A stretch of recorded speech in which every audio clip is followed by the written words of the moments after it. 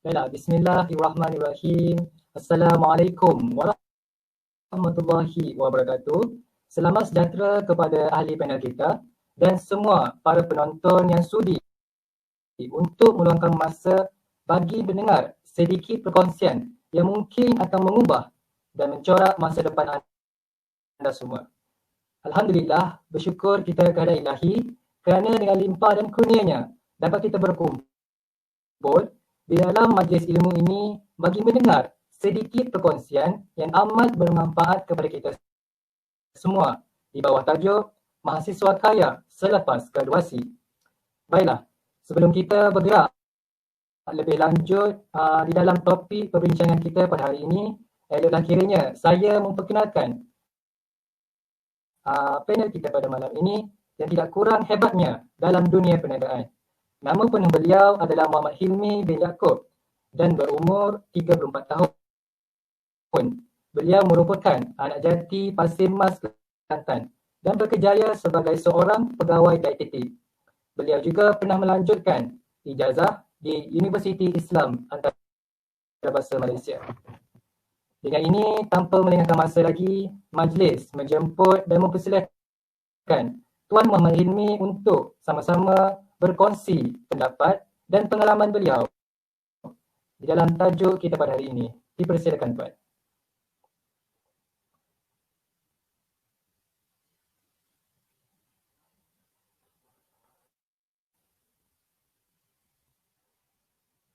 Saya dengar tak? Okey, baik.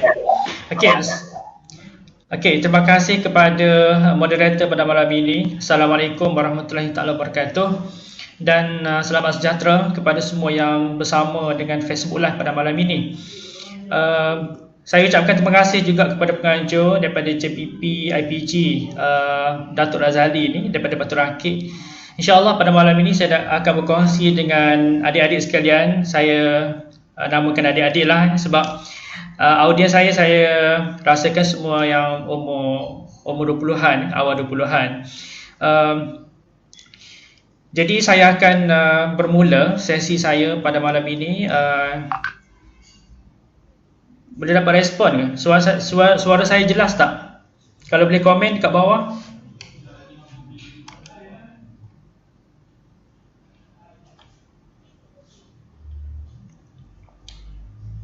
Okey, saya harap suara saya jelas. Saya akan teruskan ya. Okey, tajuk saya pada malam ini saya memang pilih dengan pihak penganjur supaya saya boleh kongsi dengan adik-adik sekalian. Mahasiswa kaya selepas graduasi, boleh ke tidak boleh? Jadi saya di akhir daripada sesi ini saya mengharapkan adik-adik semua mempunyai satu mindset, satu view bahawa kita boleh kaya walaupun kita masih lagi dalam peringkat pendidikan di IPT. Boleh kaya, insya-Allah. Okey, saya bermula dengan introduction. Siapa saya? Saya nak kongsi dengan adik-adik sekalian perjalanan saya dengan keuangan lah. Saya seperti yang saudara moderator sebut tadi, saya belajar Universiti Islam Antarabangsa Malaysia. Lepas tu saya mula bidang kerjaya sebagai pegawai dietetik tahun 2012. Saya grad tahun 2011. Lepas tu saya mulakan kerjaya saya sebagai pegawai dietetik tahun 2012, setahun selepas itu. Dan masa tu saya bekerja dekat Kuching, Sarawak. Jadi dalam masa 2 ke 3 tahun saya tidak pernah didedahkan dengan ilmu keuangan. Even adik-adik sekalian di kampus pun saya tak pernah didedahkan dengan ilmu keuangan, ilmu pengurusan keuangan, apa itu aset, apa itu liability, nak ada dana kecemasan. Saya tidak pernah. Benda-benda itu adalah ganjil kepada saya pada waktu itu.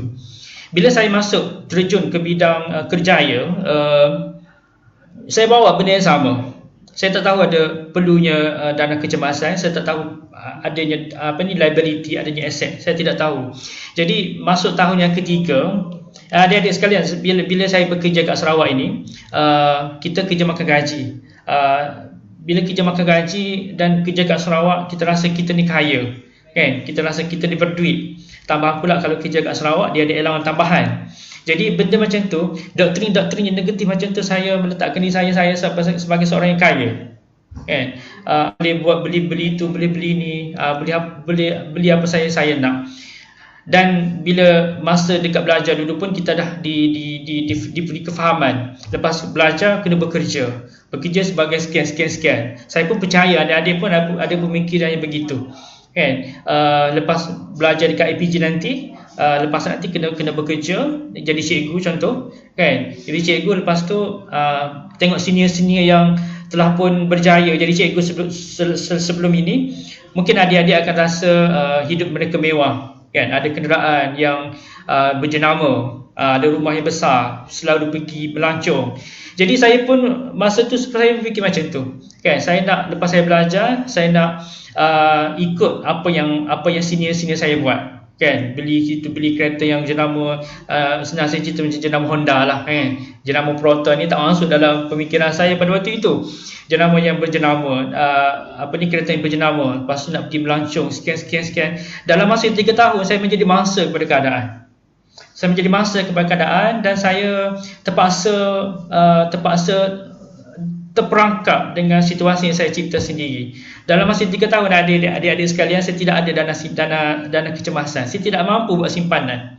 Even saya tahu saya perlu buat simpanan untuk beli tiket flight, untuk balik kampung, masa raya kena spend duit. Tapi saya gunakan hutang saya gunakan kad kredit saya untuk tampung semua benda tu.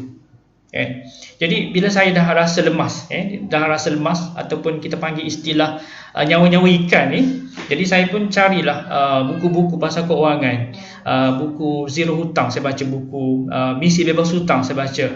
Buku-buku ini telah membuka minda saya yang apa yang saya buat selama 3 tahun itu adalah sia-sia. Jadi saya serius, saya tunjuk buku saya baca, buku Misi Bebas Hutang. Tapi sebelum ini, buku ni dia edisi yang pertama, Zero Hutang. Saya baca buku tu, dia kata try simpan emas, dan memang betul. Dengan emas lah membuka minda saya tentang keuangan. Teroka sikit-sikit saya beli buku pasal hartanah pula, saya baca tentang unit trust pula, saya baca tentang ASB Finance pula. Benda macam tu membuka minda saya tentang keuangan. Jadi saya nak kongsi dengan adik-adik sekalian ni, supaya adik-adik faham tentang apa yang saya faham hari ni awal lagi, kan? Mungkin tahun pertama, tahun kedua dekat IPG dah tahu benda ni. Saya tak nak adik-adik mengulangi kesilapan saya. Saya tahu saya silap, tapi saya tak nak orang yang junior mengulangi kesilapan saya, bebal dengan keuangan. Saya tidak ada ilmu keuangan. Saya percaya dekat IPG ke mana-mana, IPT mana-mana, tidak ada silibus yang kita belajar tentang pengurusan keuangan. Mana ada? Tunjukkan saya kalau ada. Tak ada. Even belajar kat universiti 4 tahun saya kat UAE, tak ada, melainkan seminar-seminar yang kita pergi, seminar berbayar, kan? Kita kena hadir sendiri, atas inisiatif sendiri. Kalau tengok dalam silibus, tak ada. Jadi itulah permulaan saya tentang keuangan. Dan saya nak kongsi dengan adik-adik situasi semasa, fakta tentang keuangan, tentang keadaan ilmu keuangan rakyat Malaysia. Saya tunjuk punca rakyat Malaysia di Isytihar Muflis. Lebih 300,000 rakyat Malaysia dilaporkan bankrupt setakat Ogos 2019. Ya. Berdasarkan statistik, golongan umur yang paling banyak di Isytihar bankrupt terdiri daripada mereka yang berumur, saya highlight itu, 35 tahun hingga 45 tahun, yang merupakan majoriti orang yang bankrupt. Adik-adik sekalian, kalau umur 35 tahun mereka bankrupt, cuba bayangkan mereka start berhutang berapa tahun umur berapa tahun mereka telah berhutang. Saya dengan tekaan saya, mereka dah start berhutang umur 25 tahun, 26 tahun. Tapi mereka tak mampu nak bayar selepas berkahwin, selepas ada rumah, selepas ada anak, komitmen bertambah, dan hutang-hutang itu menyebabkan mereka jadi muflis. Dan saya pun nak highlight ni, yang paling tinggi adalah hutang pinjaman kenderaan, yang dia punya portion dia 36% yang bankrupt disebabkan oleh pinjaman kenderaan. Nanti saya akan cerita lanjut kenapa pinjaman kenderaan ini adalah satu, saya boleh kata bahana lah kepada anak muda, sebab pinjaman kenderaan dah menyebabkan mereka muflis. Yang kedua, pinjaman perumahan. Ini beli rumah yang mahal-mahal, tak mampu bayar. Dia panggil apa beli rumah ambil sampel Taj Mahal, nak rumah yang mahal-mahal, tapi tak kira dengan komitmen dia. Lepas tu pinjaman peribadi, dan juga pinjaman perniagaan. Saya nak tunjuk apa jenis hutang yang mengkayakan kita dan hutang yang menyebabkan kita semakin miskin. Hutang positif adalah hutang yang menyebabkan kita kaya. Saya tak kata semua hutang itu tak boleh. Ada juga hutang yang boleh. Hutang positif adalah hutang yang meningkatkan nilai kekayaan dan pendapatan secara langsung pada masa depan. Contohnya hutang positif itu adalah pendidikan, hutang PTPTN, supaya mereka belajar dengan PTPTN tersebut, dan bila mereka dah grad, mereka dapat pekerjaan, mereka boleh bayar hutang tersebut lah. Tapi kalau kita mampu, kalau ibu bapa mampu, tak payah berhutang untuk pendidikan, sebab boleh buat simpanan dengan alat-alat simpanan yang kita ada. Yang kedua, hutang perumahan. Kalau beli rumah yang mampu bayar, bukan seperti yang bankrupt tadi, beli rumah yang mampu bayar. Sebab dengan hutang rumah ini, dia boleh dengan kenaikan harga rumah nanti, dia berjual nanti dapat keuntungan. Yang ketiga, hutang yang positif adalah hutang bisnes. Hutang bisnes ni adik-adik bukan hutang untuk memulakan bisnes, tapi untuk kembangkan bisnes yang sedia ada. Kalau nak hutang permulaan bisnes, jangan, sebab dia ada risiko untuk gagal tinggi. Jadi kalau nak buat bisnes, boleh berhutang, tapi bisnes yang dah ada tapak, yang dah ada stand untuk maju. Okey, hutang yang negatif adalah hutang kad kredit. Tadi kan saya tunjuk 24% daripada pinjaman peribadi. Hutang kad kredit ni janganlah adik-adik, janganlah. Hutang kad kredit tak ada kat sini. Okey, janganlah adik-adik, bagi saya lah, saya tak perlu kad kredit. Cuba bebaskan diri anda daripada kad kredit. Kad kredit ini kita membelajarkan pendapatan masa depan untuk belanja hari ini. Even masa depan kita tak tahu kita mampu bayar ke tak. Tapi kita dah sedap-sedap belanja hari ini, pergi ke shopping, swipe saja. Kan sekarang ini cashless, tak perlukan duit cash. Pergi mana-mana swipe.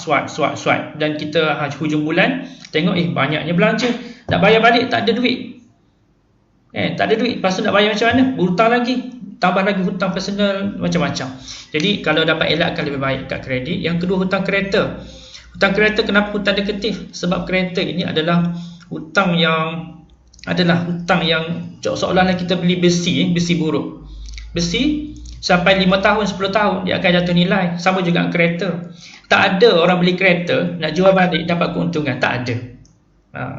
Jadi adik-adik kalau nak beli kereta, kalau rasa perlu sangat guna kereta, beli kereta yang mungkin harga dia tak lebih setahun gaji. Kan? Kalau gaji 2,000 sebulan, darat 12 bulan, 24,000. Itu sajalah kereta yang dia mampu.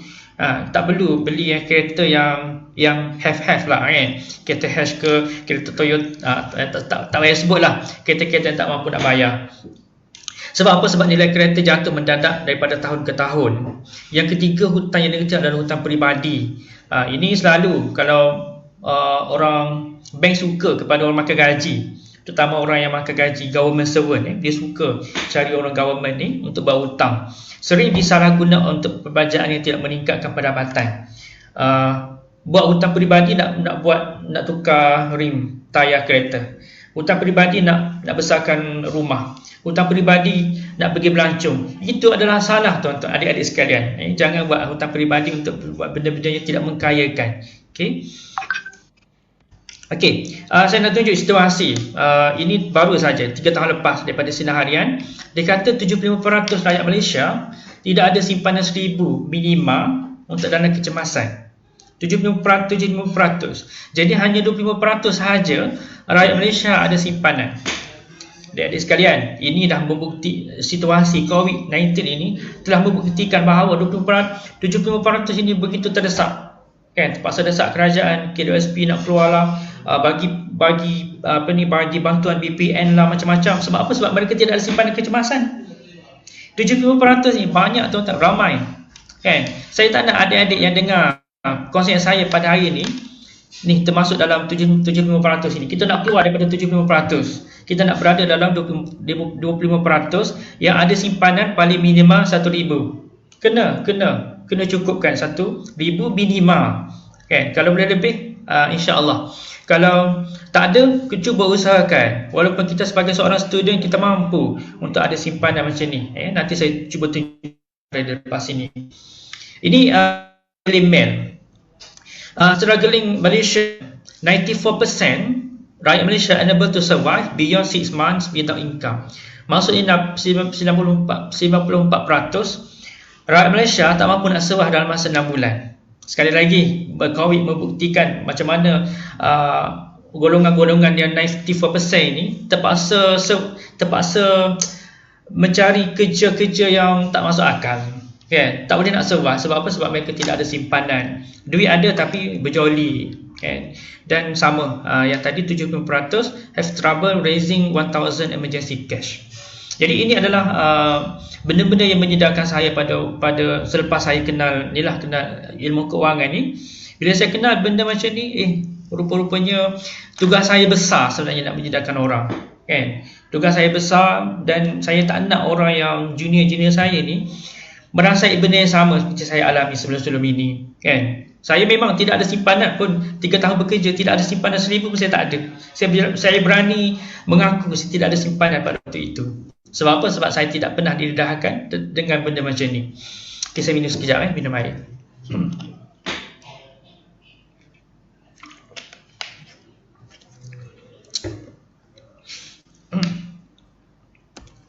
Okey, ini saya baru nak masuk topik sebenarnya. 6 tips mahasiswa yang kaya lepas graduasi. Saya nak kongsi beberapa tips yang saya dapat daripada buku-buku yang saya baca lah. 6 tips mahasiswa kaya lepas graduasi. Adik-adik rasa mampu tak untuk kaya? Saya nak tengok komen. Macam nak tengok komen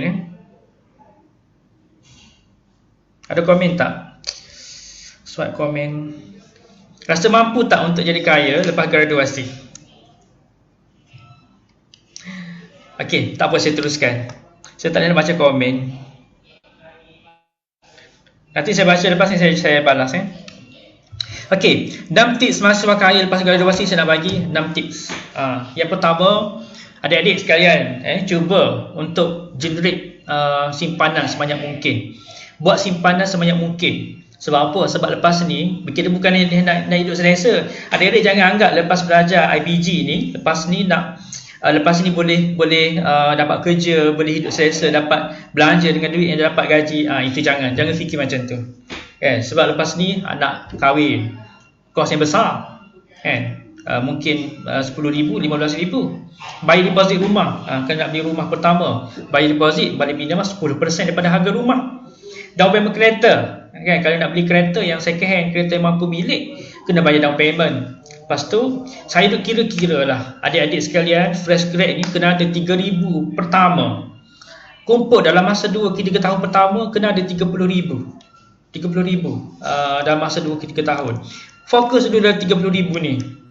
Barulah fikir pasal benda macam ni. Nak kahwin, nak beli rumah, down payment. Kalau adik-adik dalam masa 2 ke 3 tahun ni, tahun pertama dah beli kereta, nanti tak akan ada 30,000. Sebab apa? Sebab kita terpaksa bela kereta.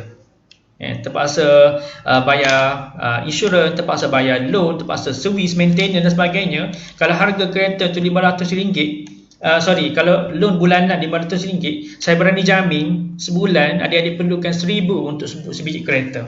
Macam mana nak cukupkan simpanan RM30,000 pertama? Lambat lah. Jadi cuba dalam masa 3 tahun, 2 ke 3 tahun lepas grad nanti, buat simpanan sebanyak mungkin. Yang kedua, tangguhkan hasrat beli kereta baru. Ini dah berapa kali dah saya sebut ni, kan? Guna saja apa yang ada. Kalau perlu guna motosikal dulu, guna saja motosikal. Beli kereta mampu milik akan melambatkan simpanan cukup. Jadi terpulang, hanya ada 2 pilihan. Nak beli kereta yang mewah ataupun nak buat simpanan dulu. Dia tak boleh nak buat sekali. Okey, yang ketiga, baca banyak buku keuangan. Baca buku pelaburan, baca buku perniagaan. Sekarang banyak buku-buku. Adik-adik masa saya tahun 2015 sangat terhad. Pergi ke kedai buku popular MBH, tak ada buku-buku yang pasal keuangan. Kalau ada pun saya tak jumpa. Sebab apa? Sebab saya tak ada minat pada waktu itu. Tak ada minat. Jadi pergilah cari buku-buku yang berkaitan. Kita rasa nak start sikit-sikit, kan. Saya mencadangkan buku Misi Bebas Hutang, buku Travel Emas, buku banyaklah buku-buku yang boleh kita baca. Lepas tu hadir seminar keuangan. Kalau sebelum ini kita pergi dengan seminar-seminar berdepan. Sekarang ni dah banyak sesi-sesi yang buat dekat Facebook saja. Kan, boleh ikut Zoom meeting lah, boleh pergi Google Meet lah, macam-macam. Follow Facebook Sifu-Sifu Keuangan, kan. Boleh follow saya, boleh follow, nanti saya bagi Facebook saya. Boleh follow Aziz Ali, boleh follow Syukur Hashim, boleh follow Muhammad Zulkifli, penulis buku ni. Boleh follow siapa? Haris Faisal, boleh follow Dr. Azizul Azli, boleh follow sekian-sekian. Ramai lagi, ramai kat luar sana dah yang berkongsi tentang ilmu kewangan ni. Nak ke tak nak saja. Semakin banyak buku yang kita baca, semakin cepatlah kita berjaya untuk capai suatu benda tersebut. Kalau kita banyak baca buku-buku kewangan, semakin cepatlah kita kaya. Jadi kena spend buku, kena spend sikit duit untuk beli buku. Kalau satu semester kena spend dalam RM100 beli buku-buku tentang keuangan. Itu adalah pelaburan yang cukup mahal.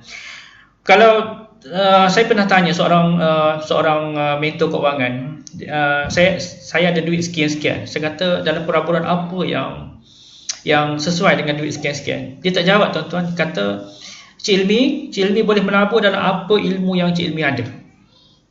Kan? Jadi nak dapat ilmu tu melalui baca buku lah, melalui follow Sifu-Sifu Keuangan, melalui pergi seminar.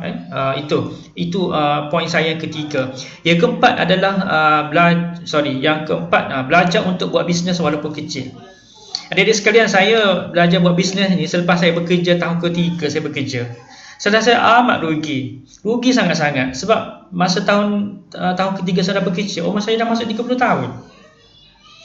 Dalam masa 30 tahun tu saya tak pernah terfikir nak buat bisnes. Kan, saya nak bagi sedikit gambaran kepada adik-adik. Kita belajar daripada umur tadika, umur 6 tahun sampai 12 tahun. Kat situ ada berapa tahun? 7 tahun. 7 tahun tak buat bisnes, tak nak, sebab nak belajar, nak fokus belajar. Umur 13 tahun, masuk umur 17 tahun SPM. Berapa tahun kat situ? 12 tahun ke 17, 13 tahun ke 17 tahun berapa?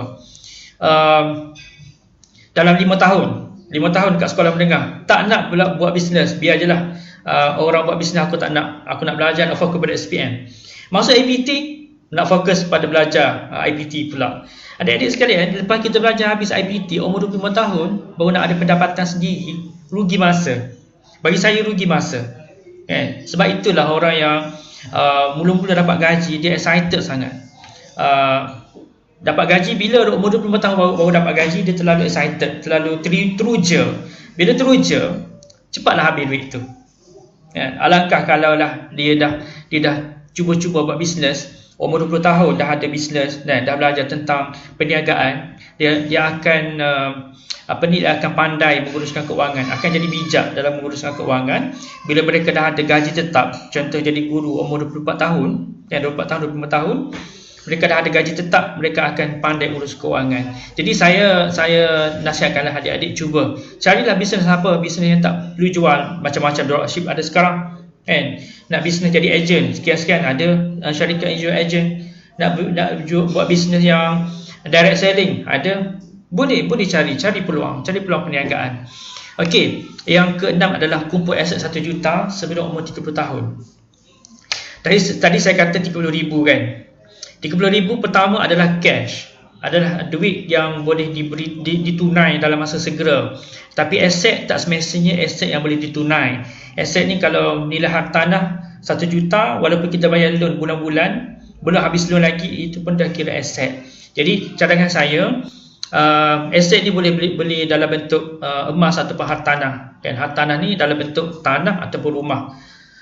Antara emas dan tanah, emas adalah aset yang paling senang beli, kan? Sebab kita beli segram-segram, boleh beli ikut bajet kita, kan? Nanti saya akan cerita lanjut. Kalau hartanah tak boleh nak beli sikit-sikit, tak boleh nak beli pintu dulu, tak boleh nak beli tingkap dulu, tak boleh nak beli bumbung dulu, kena beli sebiji-sebiji. Kalau harga rumah tu 300,000, kena bayar harga 300,000 lah.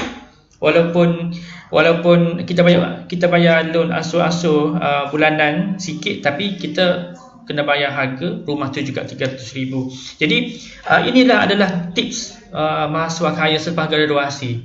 Kan, kalau follow 6 tips ini, saya rasa insya-Allah dapat 30,000 pertama tu dalam tangan lah selepas bekerja 3 tahun. Insya-Allah, amin.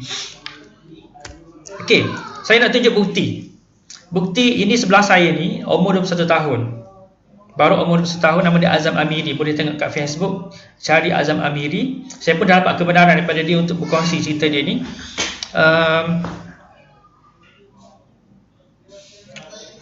Terima kasih Azim Ali. Buat persediaan daripada belajar. Masa belajar inilah kita nak buat simpanan banyak-banyak. Yes, betul. Azim Ali saya kenal dia. Azim Ali ni kawan kepada Azam Amiri. Okey, Azam Amiri ni baru saja lepas grad diploma UPSI. Umur 21 tahun dia ambil game. Saya tak pasti game. Tapi game lah, dia buat game, aplikasi game. Dia bermula bisnes kereta sewa sejak masa masih belajar lagi. Dia dah ada bisnes kereta sewa. Kita ada 4 biji. Okay, kita ada 4 biji, kereta Azia. Saya dah agak-agak lah. Saya pernah berjumpa banyak kali dah dengan dia. Dia pun banyak kongsi dengan saya. Agak-agak saat dengan si biji kereta dia boleh dapat 710,000 sebulan. Kan? Kalau 4 biji kereta dia boleh dapat 4,000 sebulan. Kan? Bisnes kedua dia, dia baru set up satu lot kedai. Dia buat sublet. Dia sewa dengan owner bangunan kedai. Dan dia buat partition, 5 partition yang boleh memuatkan 5 orang pelajar UPSI. Dia guna partition dia tu. Dia buat sewa dekat orang, ambil saya tengok berapa sewa bulanan, tapi dia boleh dapat 500 ke 600 bulan daripada 5 biji, 5 orang, 5 partition ni. Okey lah, 500 ke 600 sebulan. Kan? Tapi benda ni pasif. Benda ni bukannya perlu bekerja hari-hari, bekerja siap jam kena dekat situ. Kan? Yang ketiga, dia pun ada empire business public goal. Public goal size empire dia dah hampir 2,000 orang. Ini saya jamin dengan pendapatan dia tu, dengan kondisi dia dah ada hampir 2,000 orang tu, dan dia pun aktif sentiasa kongsi pasal simpanan, pasal emas dekat Facebook, dekat Telegram dia boleh jana income dengan 4,000 ke 9,000 sebulan. Ini fakta adik-adik. Ini bukan omong-omong kosong. Ini cerita betul. Umur 21 tahun, mungkin lebih muda daripada adik-adik yang menonton Facebook Live ini. Tapi realitinya ada yang boleh jana income, boleh mencecah 5 angka sebulan. Dan yang bestnya, yang tiga-tiga bisnes ni adalah pasif. Dia tak perlu berada tempat tu. Dia boleh pergi ke mana-mana saja dia suka. Sekarang dia berada dekat Kelantan. Hari itu saya pergi KL. Dia kata, Cik Ilmi dah jumpa dekat KL. Dia pergi kat KL, jumpa saya kat KL. Dia boleh pergi ke mana-mana sahaja. Dan dia boleh dapat income 2 ke 3 kali sebulan. Kan? Kalau tanya dia kerja apa? Dia kata dia kerja tak kerja. Dia tak bekerja. Sekarang tengah tunggu tawaran sambung degree. Inilah boleh jadikan sebagai idola. Dan tengok saya ambil dekat Facebook dia, alhamdulillah customer sewa kereta 2 minggu lebih sepanjang PKP. Kan? Dan dia ada staff dia yang jaga kereta. Sebab tu dia boleh pergi mana-mana sahaja. Ini bilik sewa. Kan? Bulan Oktober itu dia baru set up. Ini private business dia. Seal sahaja ada hampir 1 juta. Payah dia 1 juta seal. Dan membimbing hampir 2,000 lah, 1,600 sekarang. Jadi inilah contoh-contoh saya bagi tahu supaya adik-adik ni terbuka minda lah. Selain daripada ilmu keuangan dan simpanan, cuba teroka ilmu bisnes supaya kita ni tak bergantung kepada satu gaji. Sekarang ni bukan lagi kita nak bergantung pada satu gaji adik-adik, tapi kita nak supaya kita ni ada multiple source of income. Boleh jadi 2, boleh jadi 3. 3 sedar-sedar. Cukup-cukup lah untuk kita makan. Kalau 3 sumber income. Okey, seterusnya last, saya rasa ini poin yang hampir dah sampai penghujung. Zaim Hakim, passive income is king. Passive income is king, boleh lah. Tapi passive income dia kena, passive income dia macam ni lah. Saya ambil contoh, passive income ni dia kena makan masa. Dia bukan kerja on the spot dapat duit, bukan. Dia kena ambil masa, kena set up itu, kena belajar itu.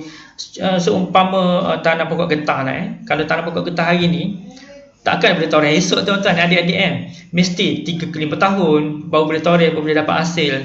Jadi kalau nak buat passive income kena sabar. Macam Azam Amiri tu, dia pun mula bisnes public goal umur dia 18 tahun.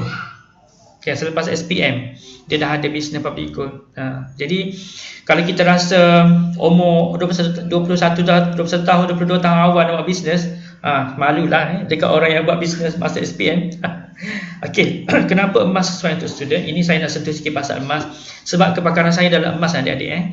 Saya kenal ilmu keuangan pun dengan emas. Jadi saya amat tertabudi dengan emas, dan saya nak orang ramai faham kenapa emas sesuai untuk simpanan. Walaupun emas tak berguna sebagai mata wang pada hari ini, tapi emas banyak sangat fungsi dia. Kalau tengok dalam Al-Quran ada 8 tempat. 8 tempat Allah sebut tentang fungsi emas. Emas sebagai perhiasan dalam syurga, emas sebagai alat simpanan, emas sebagai orang suka pada emas. Zuyyanillah subul syahwat min an-nisa wal banin wal qanatirul muqantarah.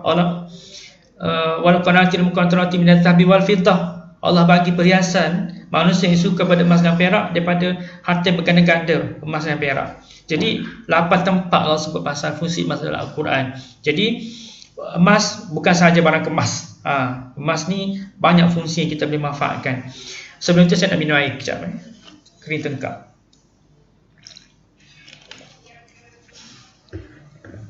Okey, kenapa emas sesuai untuk student? Saya ada 1, 2, 3, 4, 5, 6, 7, 8. Yang pertama, emas ni yang kita ambil sebelah sini dulu. Emas ni boleh beli sikit-sikit. Seperti yang saya sebut tadi, aset saya kata ada 2 kan, aset emas, aset hartanah. Tapi beza dia, emas ni boleh beli sikit-sikit. Adik-adik yang umur setahun pun boleh beli emas. Daripada mana? Duit raya. Kan, orang bagi duit raya, boleh. Kalau ibu bapa dia bijak, dia akan tukar duit raya pada emas. Sebab untuk guna bila? Untuk guna dana pendidikan nanti. Jadi boleh beli sikit-sikit. Tak perlu beli 1,000, 2,000, tak perlu. Tak perlu ada bajet sebesar itu. Ada RM100 pun dah boleh beli. Yang kedua, emas ni aset yang mudah cair pada tunai. Mudah cair ni bukan kita letup lembu kat emas tu, bukan. Tapi kita nak tukar pada tunai cepat. Kan? Kalau saya sebut hartanah tadi, nak jual tanah ada 1 ekar. Nak jual ke orang boleh tak pergi ke kedai, kata, "Cik, saya nak jual 1 ekar tanah saya." Saya dia nak beli tak on the spot? Tak. Tapi dengan emas senang. Pergi je ke kedai emas, kita boleh dapat cash on the spot. Ataupun mungkin ambil masa dalam 24 jam ke 2 hari ke paling maksimum pun 3 hari bekerja. Kan? Dia boleh tukar kepada tunai, sama ada kita nak jual ataupun kita nak cagar di arah nur. Dua cara nak cairkan emas. Nak tunai dalam bentuk kita nak jual. Kalau jual tak dapat balik lah. Kalau kita cagar, kita nak kena tebus dan boleh dapat balik emas kita. Yang ketiga, emas sesuai untuk pelajar kerana boleh jana pendapatan pasif. Seperti saya sebut tadi, contoh Azhar Amiri tadi, dia ada empire 1,600 empire bawah dia. Kan? Setiap seorang yang daripada 1,200 beli, setiap kali dia beli, dia dapat commission, dapat insentif. Jadi sekali dia buat kerja, income boleh datang berkali-kali. Dan emas ni belilah kat mana-mana, pergi kat kedai emas ke, pergi kat bank ke, tak perlu slip gaji tuan-tuan adik-adik, tak perlu slip gaji. Maksudnya orang yang tak bekerja pun boleh beli emas. Orang yang bankrupt boleh beli emas. Orang yang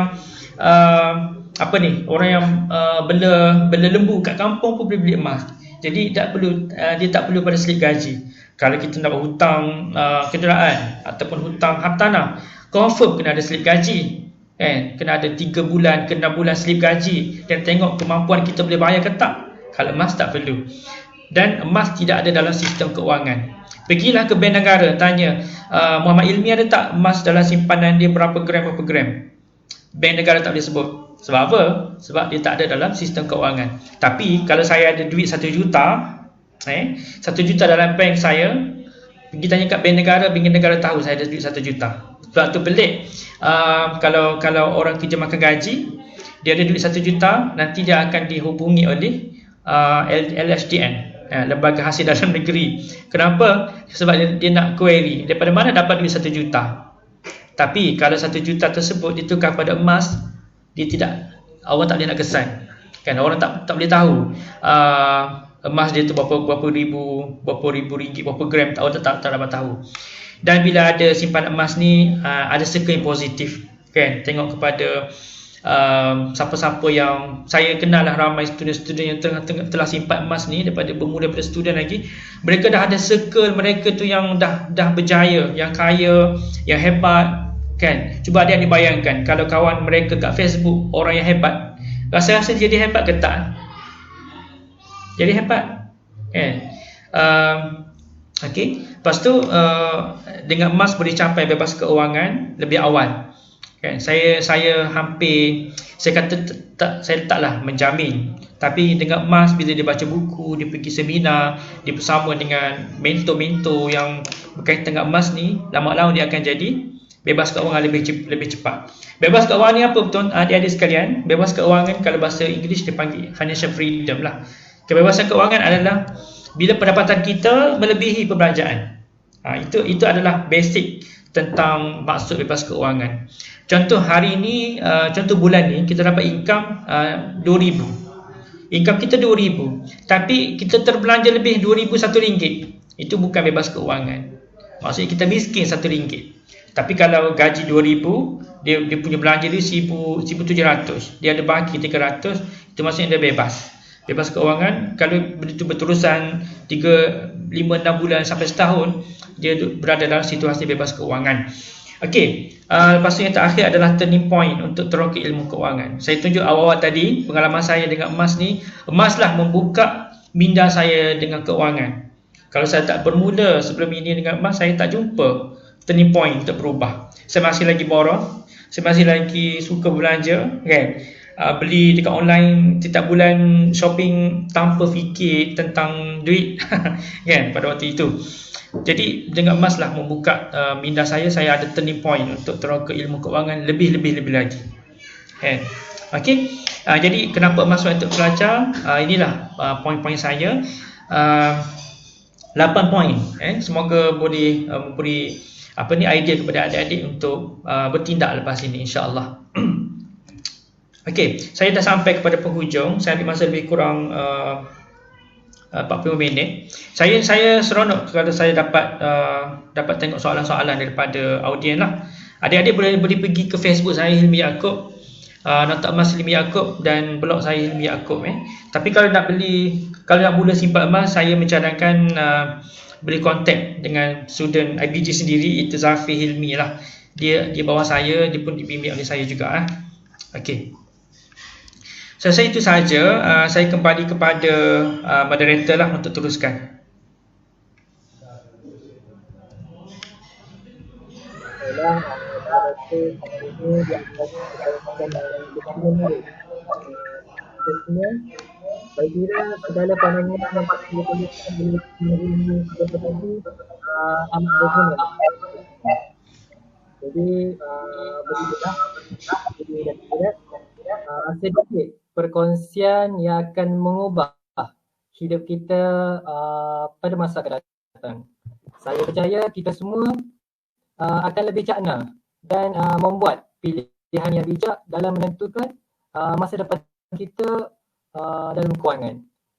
Jadi saya sebagai wakil penganjur ingin memohon maaf di atas segala kekurangan sepanjang majlis ini berlangsung dan mengucapkan ribuan terima kasih kepada para penonton yang setia untuk menonton secara langsung bagi perkongsian pada malam ini. Jadi untuk persoalan boleh nyatakan kepada Facebook Tuan Hilmi ataupun blog beliau. Jadi sekian saja daripada kami. Wabillahi taufiq wal hidayah. Wassalamualaikum warahmatullahi wabarakatuh.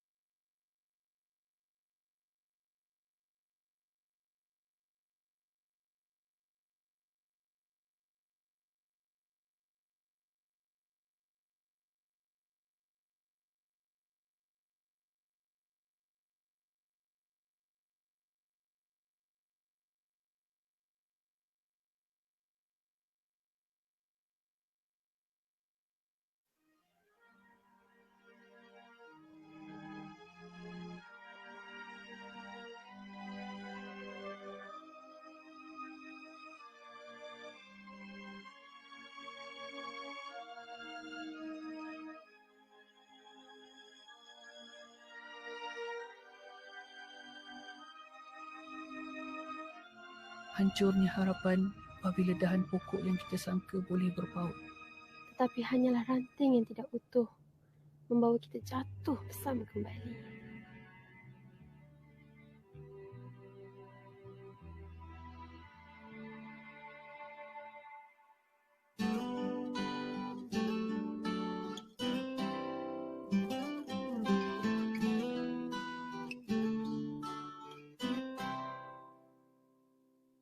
Seperti biasa, air mataku mengalir semula.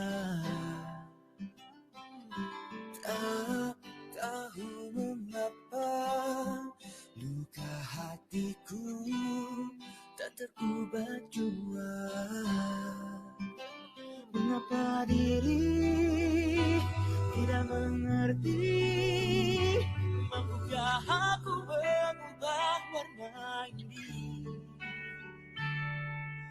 Air mataku yang telah mengalir dan membasahi luka yang hanya sia-sia terperangkap dalam mainan jiwa. Hati merintih kiranya aku tersiksa.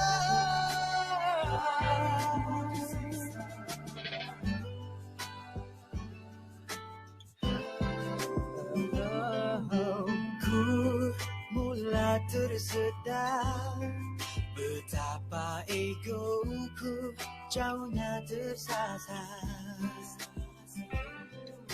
Ku buta tenggelam hanya bermain di panahnya dunia.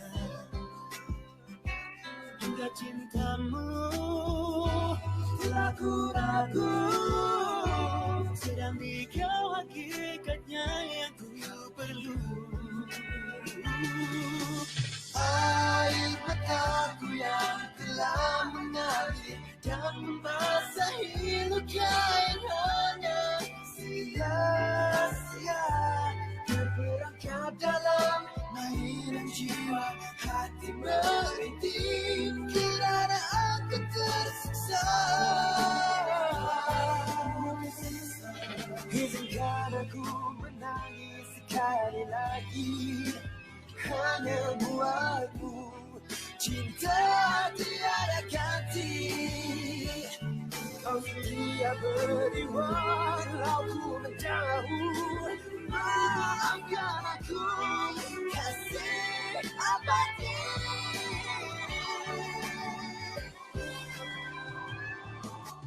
Air mataku yang telah mengalir dan membasahi luka yang hanya sia-sia terperangkap dalam mainan jiwa. Hati merintih kiranya